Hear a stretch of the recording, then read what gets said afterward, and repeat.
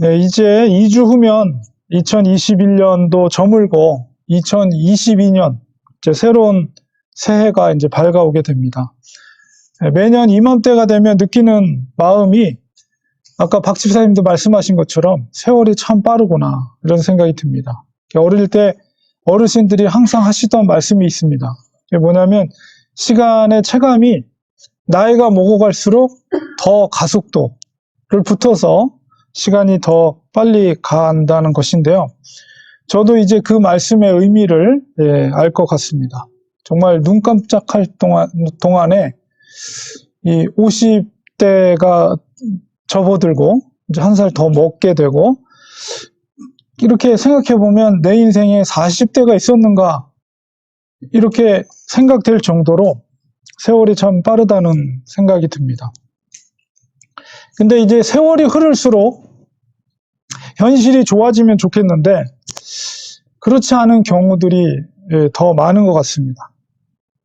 제가 그 금요일에 카톡으로 보니엠의 바벨론 강가에서라는 노래를 오래전에 팝송이죠. 그래서 여러분께 보내드렸는데 그 노래 가사처럼 오늘은 이 고통의 현실 속에 처해 있었던 히브리인들의 이야기를 하려고 합니다.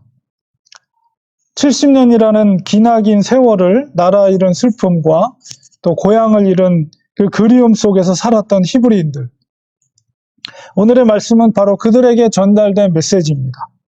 이 하나님의 메시지를 통해서 희망과 소망을 우리가 발견하고 또 은혜를 나누는 시간을 가지려고 합니다. 오늘 이 본문의 말씀은 예레미야를 통해서 바벨론에 있었던 히브리인들에게 전달된 편지의 내용입니다. 우리가 나라를 빼앗긴다는 것이 사실 우리 세대에는 참 몸으로 이렇게 체감되지 않아요. 와닿진 않습니다. 물론 우리나라도 일제 치하에서 36년 동안에 나라를 빼앗긴 경험이 있지만 그 세대를 경험했던 어르신들은 이제 더 이상 그렇게 많지 않은 것 같습니다. 우리가 상상했던 것보다도 더 암울하게 그 시대가 여겨졌을 것입니다. 나라가 없다는 것은 국가적으로나 또 개인적으로나 정말 비극적인 일입니다. 이스라엘의 그 유다가 멸망하고 포로로 먼저 왕과 왕족들, 귀족들이 잡혀갔어요. 그리고 나서 이제 기술자들, 굉장히 그 여러 가지 많은 기술이 있는 사람들이 또 잡혀갔습니다. 그 필요에 의해서 포로로 잡아간 것이죠. 우리가 강제로 고향을 떠나서 타국에 가서 살아간다는 것은 정말 쉬운 일이 아닙니다. 오늘날처럼 교통이나 혹은 통신이 발달돼 있으면 모를까? 그 당시 시대는 한번 끌려가면 소식을 전할 수도 소식을 들을 수도 없는 그런 시대였기 때문에 일단 잡혀가면 타국으로 끌려가면 그들의 미래가 어떻게 될지 아무도 모르는 그런 시대 속에서 그들은 살고 있었습니다. 이스라엘의 역사에 있어서 그 시기에는 가장 비극적인 시대였습니다. 그런 절망의 시대, 예레미야의 이 편지가 바로 그들에게 전달이 됐습니다. 공식적인 아마 루트를 통해서 갔겠죠. 하나님의 메시지였습니다. 이 편지가 바로 모든 그 포로로 잡혀간 히브리인들에게 회람되었을 것이고 특별히 많이 모여있는 자리에서 이 편지가 낭독이 되었을 것입니다. 이 전달된 메시지는 그것을 하나님의 말씀으로 믿는 자들에게는 그것이 능력이 됩니다. 그러나 동일한 말씀이 전파되어도 그 말씀을 믿지 않으면 그저 지나가는 이야기로 들릴 수 있습니다. 이 포로 중에 있던 포로의 사람들 중에는 다니엘도 있었습니다. 다니엘은 분명히 그 메시지를 들었을 것입니다. 10대 청소년이었지만 바로 그는 믿음의 사람이었습니다. 어릴 때부터 말씀을 듣고 순종하기로 뜻을 정한 사람이었습니다. 바로 예레미야를 통해서 전달된 이 하나님의 말씀을 그는 마음판에 새겼습니다. 오늘 29장 10절에 보면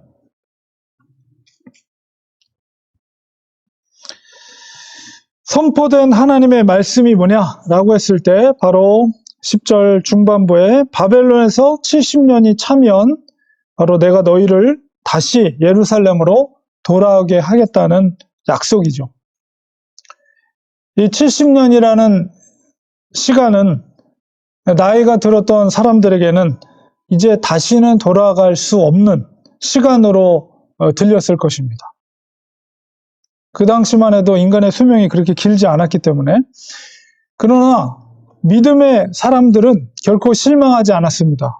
왜냐하면 자기는 갈 수 없다 할지라도 그들의 후손들이 돌아갈 수 있다는 소망을 가졌기 때문입니다. 그런 소망이 있기 때문에 자기들이 후손들에게 무엇을 해야 될지를 알 수 있었겠죠. 70년이라는 세월이 결코 짧지 않은 시간이지만 그 말씀에 대한 확신과 믿음은 하루하루 그 바벨론 땅에서 살아가는 데 있어서 큰 능력이 되었습니다. 다니엘이 오랜 세월 동안 흔들림이 없었던 것은 바로 예레미야를 통해서 전달된 하나님의 말씀을 믿었기 때문입니다. 말씀에 대한 확신은 어떤 상황 속에서라도 견딜 수 있는 능력이 되는 것입니다. 우리에게도 그런 믿음이 필요합니다. 우리의 삶을 암울하게 하는 환경이나 상황 속에서 그것을 견딜 수 있게 하는 것이 바로 하나님의 말씀입니다. 우리가 그 말씀을 들을 때 우리는 소망을 가질 수가 있습니다. 하루하루 능히 견딜 수 있는 능력이 바로 거기서 생깁니다. 소망을 가진 인생과 그렇지 않은 인생은 완전히 다른 결과를 만들어냅니다. 신약시대 주님께서 붙잡힐 때 소망이 없었던 가롯 유다는 스스로 목숨을 끊었지만 그래도 소망을 가졌던 베드로는 어땠습니까? 그는 하나님 나라의 위대한 일꾼이 되었습니다. 우리는 어떤 의미에서는 이 땅에 유배된 그 포로민이다 라고 볼 수가 있어요. 왜냐하면 우리의 본향이 바로 천국이기 때문에 그렇습니다. 그리스도인은 주님의 재림의 때를 우리가 알진 못하지만 그래도 그 약속을 믿고 항상 깨어 있어야 합니다. 바로 오늘 주님이 오셔도 주님을 맞이할 준비를 해야 합니다. 우리는 성경 말씀을 통해서 주님의 재림을 알고 있어요. 우리는 항상 주님의 말씀에 귀를 기울여야 합니다. 그것이 바로 능력이 되고 그것이 바로 우리에게 소망이 되기 때문입니다. 하나님의 말씀을 믿고 듣는 자에게 유배된 포로민의 생활은 재앙이 아니라 평화요 소망이 되는 것입니다. 하나님의 말씀을 믿는다는 것은 그 선포된 말씀이 반드시 성취될 것을 확신하는 것이기 때문입니다.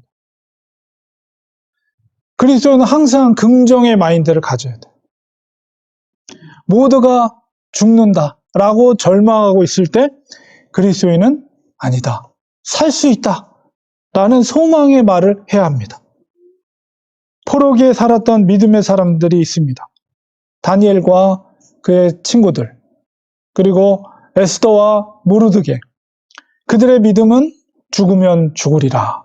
그리 아니하실지라도 이런 믿음을 갖고 살았어요. 하나님을 믿고. 그렇게 살았던 믿음의 사람들은 어둠 속에서 그 어둠의 시대 속에서 빛을 발했습니다. 빛이라는 것은 소망입니다. 빛은 기쁨입니다. 빛은 어둠을 쫓아냅니다. 2021년 이제 얼마 남지 않았는데요. 바로 이 시대를 살고 있는 우리들, 그리스도인들도 바로 그런 존재가 되어야 됩니다. 우리는 가정의 빛이 되어야 됩니다. 우리는 우리 가정의 소망이 되어야 됩니다. 우리는 우리 가정의 기쁨이 되어야 됩니다.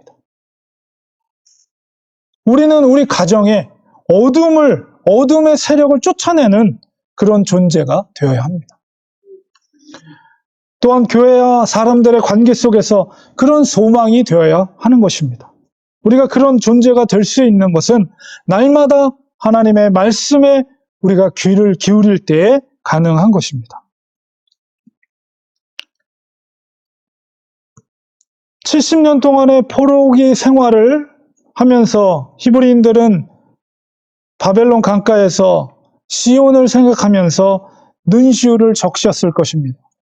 약속의 말씀을 믿고 살아가지만 힘겨운 현실 속에서 때로는 고개를 떨구고 고향 땅을 그리워하기도 했을 것입니다. 그때마다 그들이 할 수 있었던 것은 바로 하나님께 부르짖는 거예요. 우리 12절에 있는 말씀처럼 고난이라는 것은 바로 더욱 간절히 하나님을 찾게 하는 것입니다. 포로기에 그들은 사무엘서와 열왕기서를 기록했어요. 우리가 아침마다 보았던 사무엘서와 열왕기서가 바로 이 포로기에 있었던 사람들이 그 땅에서 기록한 역사책이에요. 그 책의 핵심적인 주제가 뭡니까? 우리가 조국 땅을 빼앗긴 것은 바로 그들이 하나님의 은혜를 저버리고 하나님의 언약을 깨뜨렸다는 자각이었습니다. 그 역사가 사무엘상하와 열왕기상하 속에 흐르는 그 메시지가 바로 그거예요. 그들이 그 바벨론 땅에서, 페르시아 땅에서 그들이 깨달은 거예요. 그것을 역사로 기록된 것이 사무엘서이며 열왕기서입니다. 나라를 빼앗기고서야 그들은 하나님께서 그들의 조상에게 약속한 가나안 땅의 축복을 깨닫게 되었습니다. 하나님은 그들을 버린 것이 아니라 그들이 깨닫기를 원한 것입니다. 그들이 바벨론 땅에서 깨닫고 하나님을 찾으면 만나 주시겠다고 약속해 주셨어요. 회복이에요, 회복. 땅이라는 것은 하나님과의 언약의 관계가 회복되면 회복되는 거예요. 그 원리를, 영적인 원리를 이스라엘 히브리인들이 깨달은 것입니다. 우리 12절, 13절에 하나님이 그것을 말씀하고 계신 거예요. 다니엘이 그토록 간절히 날마다 기도했던 것도 바로 이 약속을 믿고 하나님을 날마다 찾은 것입니다. 하나님을 날마다 만난 것입니다. 내게 부르짖으라. 내게 와서 기도하면 내가 너의 기도를 들을 것이요 내가 온 마음으로 나를 구하면 나를 찾을 것이며 나를 만나리라. 바로 이 부르짖는 기도는 절박함과 간절함 속에서 하는 기도입니다. 무엇이 사람을 그렇게 절박하고 간절하게 하는 것입니까? 그것은 바로 현실에 대한 애통함이에요.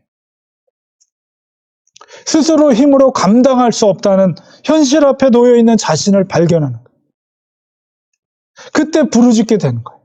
내가 할 수 있는 것이 없구나. 가진 방법으로, 세상적인 방법으로 해결하려고 여기 뜨고 분주하게 뛰어다녔지만 결국 할 수 없는 나의 무능함을 깨닫고 그것을 자각하고 애통하는 가운데 하나님께 부르짖는 것입니다. 예수님께서는 산상수훈 가운데 애통하는 자가 복이 있다고 말씀하셨어요. 하나님을 향한 간절함이 우리에게 있어야 합니다. 현실이 편안하고 너무 잘 되면 간절함이 없어져요.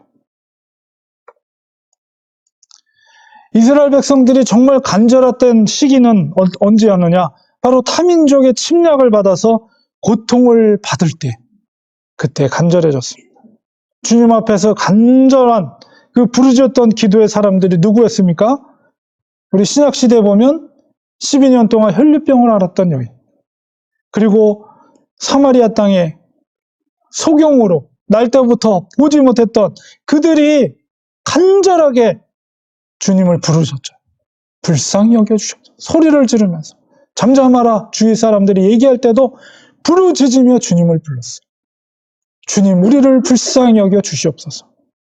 바로 고통 가운데 있었던 사람들이 그런 간절한 기도를, 부르짖는 기도를 한 것입니다. 우리들도 역시 마찬가지입니다. 여러분, 우리의 현실이 얼마나 힘들고 어렵습니까? 그것이 우리를 간절함과 애통함 가운데 서게 한다면 그것이 바로 하나님 부르짖게 한다면 그것이 오히려 복이 될 수가 있는 거예요. 그런 상황이. 그런 현실이. 이스라엘과 유다가 멸망한 것은 하나님께 부르짖지 않았기 때문입니다. 하나님 앞에 간절함으로 기도하지 않았기 때문입니다. 예수님께서 산상수훈 중간에 우리에게 기도의 교훈을 알려주셨습니다. 마태복음 7장에서 11절에 구하라 그리하면 너희에게 주실 것이요 찾으라 그리하면 찾아낼 것이요 문을 두드리라 그리하면 너희에게 열릴 것이니 구하는 이마다 받을 것이요 찾는 이는 찾아낼 것이요 두드리는 이에게는 열릴 것이니라. 너희 중에 누가 아들이 떡을 달라 하는데 돌을 주며 생선을 달라 하는데 뱀을 줄 사람이 있겠느냐. 너희가 악한 자라도 좋은 것으로 자식에게 줄 줄 알거든 하물며 하늘에 계신 너희 아버지께서 구하는 자에게 좋은 것으로 주시지 않겠느냐. 동일한 말씀이에요. 이것은 반드시 들어주시겠다는 기도의 응답에 대한 하나님의 약속의, 주님의 약속의 말씀입니다. 여러분, 다니엘의 기도를 생각하시기 바랍니다. 다니엘은 예레미야를 통해서 전해진 하나님의 말씀을 믿었습니다. 그리고 기도했습니다. 그가 그토록 오랫동안 바벨론과 페르시아 제국의 왕들로부터 사랑을 받을 수 있었던 것은 바로 그 기도의 능력입니다. 그는 날마다 3번씩 간절히 하나님을 찾았습니다.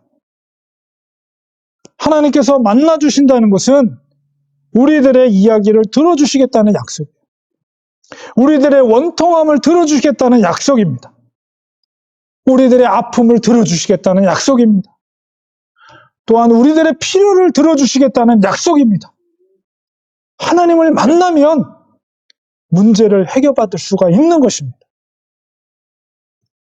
우리 14절에 보면 처음과 끝에 반복해서 이것은 여호와의 말씀이니라. 이 반복의 의미는 반드시 행하시겠다는 약속의 증표입니다. 어제나 오늘이나 동일하신 하나님께서 우리에게도 말씀하십니다. 기도할 수 있는데 왜 걱정하느냐? 부르짖으라, 간절히 찾으라, 만나 주시겠다. 약속하시는 거예요. 여러분, 부르짖으시고 온 마음으로 하나님을 구하시기 바랍니다. 하나님을 만나시기 바랍니다. 우리의 상황과 처지를 아시는 아버지께서 반드시 우리를 도와주실 줄 믿습니다. 결론을 맺겠습니다. 바벨론 포로기에 있었던 여러분 다니엘을 생각해 보시기 바랍니다. 절망의 현실 속에서 하루하루 견딜 수 있게 하는 능력은 말씀을 믿고 기도하는 것이었습니다. 다니엘에 비해 우리는 얼마나 연약한 존재입니까? 우리들이야말로 날마다 하나님의 말씀에 귀 기울여야 합니다. 그리고 말씀이 우리 현실 속에 어려움을 극복하게 하는 능력이 됨을 믿고 또 부르짖어 하나님을 찾아야 합니다. 우리가 홀로 운전할 때도 좋습니다. 홀로 여러분 식탁에 앉아 있을 때도 좋습니다. 혹은 일터에서 일하는 중이라도 좋습니다.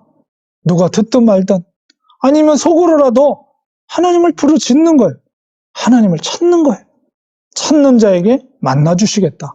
주님이 약속해 주셨어요. 계신 곳에서 여러분 주님께 기르시기 바랍니다. 하나님을 만나기 바랍니다. 주님께서 약속해 주셨습니다. 주님이 우리를 만나는 것을 어떤 것보다 기뻐하십니다. 주님은 기다리고 계세요. 우리가 찾지 않기 때문에 만나지 못하는 것입니다. 아무리 바쁘고 힘들어도 우리는 다니엘의 기도를 생각해야 합니다. 다니엘은 그 기도의 능력으로 70년 동안의 포로기를 승리로 살았습니다. 얼마나 위대한 삶을 살았습니까? 주님께서는 우리 각자에게 사명을 주시고 그것을 감당하도록 하나님이 이 땅에 우리를 보내주신 거예요. 우리가 다니엘처럼 말씀과 기도의 사람으로 살 때에 우리는 우리의 가정에서 또 우리의 교회에서 우리가 소망이 되고 빛이 되고 기쁨이 될 수가 있습니다. 우리가 근심거리가 되고 문제거리가 되는 것이 아니라 정말 그 가정의 소망이 되고 기쁨이 되고 정말 빛이 된다면 얼마나 좋은 일입니까? 가정에서나 교회에서나 하나님의 기쁨이 될 수 있습니다. 하나님을 만나면, 하나님이 능력 주시면 다니엘처럼 우리는 감당할 수 있게 됩니다. 그리고 또한 다니엘처럼 이 땅에서 우리는 승리하는 인생이 될 줄 믿습니다. 기도하겠습니다. 하나님 아버지, 나라를 잃은 슬픔 가운데 있는 히브리인들에게 예레미야를 통해서 하나님의 메시지가 전달됐습니다. 약속의 말씀, 그 슬픔을 아신 하나님께서 부르짖으라, 나를 찾으라, 내가 만나줄 것이다. 그리고 너희를 70년 동안의 포로기가 끝나면 다시 예루살렘으로 다시 너희들을 모아서 꼭 다시 돌아오게 할 것이다. 하나님의 말씀을 주셨습니다. 다니엘은 그 말씀을 믿고 그 70년의 포로기를 승리할 수 있었습니다. 하나님, 2021년 이 시대를 살고 있는 우리들에게도 하나님의 말씀에 더욱더 귀 기울이게 하시고 하나님을 부르짖게 하시고 하나님을 만나는 저희들 되게 해주셔서 만났을 때 하나님이 주시는 그 능력으로 힘겹고 어려운 현실을 능히 이길 수 있는 우리들이 될 수 있게 하소서. 하나님 사명감을 가지고 이 땅에 보내주신 줄 믿습니다. 우리의 가정을 지키도록, 우리 교회 섬기도록, 세상 가운데 빛이 되도록 우리를 이 땅에 보내주신 줄 믿습니다. 하나님, 주님을 더 말씀을 가까이 하며 하나님을 날마다 부르짖으며 날마다 3번씩 주님을 찾았던 다니엘처럼 우리들도 하루에 3번씩 주님을 찾으며 주님을 만나며 주님의 만남 가운데 주시는 능력으로 하루하루 승리하는 우리들이 되게 하여 주시어서 주님 다시 오시는 그날에 기쁨으로 주님을 맞이할 수 있는 우리들의 삶이 되게 도와 주시옵소서. 예수님의 이름으로 간절히 기도합니다. 아멘.